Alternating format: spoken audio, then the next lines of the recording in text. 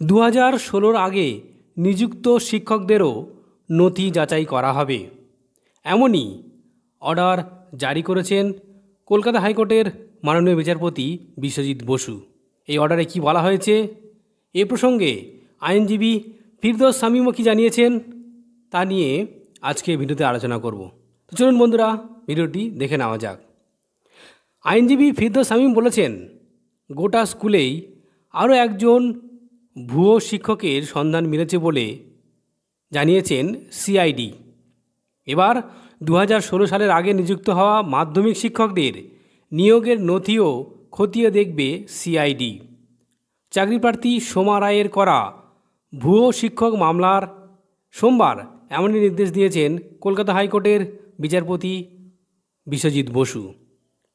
রাজ্য জানিয়েছে, আপাতত মোট 1,86,000 মাধ্যমিক স্তরের শিক্ষক কর্মরত আছেন।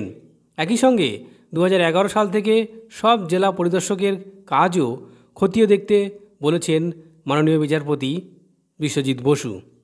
স্কুল সার্ভিস কমিশন নিয়োগের সুপারিশপত্র এবং মধ্যশিক্ষা পর্ষদের নিয়োগপত্র নিয়েও চাকরি হয়েছে কিনা তা খতিয়ে দেখতে হবে সিআইডিকে।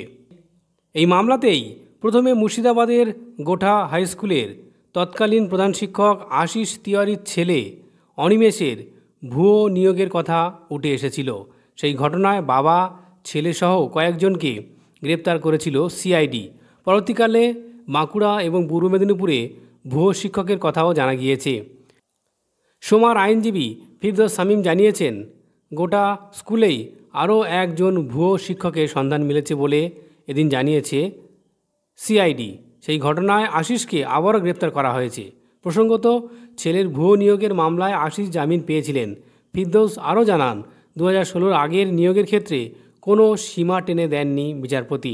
এই মামলাতেই রাজ্যকে জেলাভিত্তিক সব শিক্ষকের কেন্দ্রীয় তথ্য ভাণ্ডার তৈরি করতে হবে, এমনই নির্দেশ দিয়েছেন মাননীয় বিচারপতি।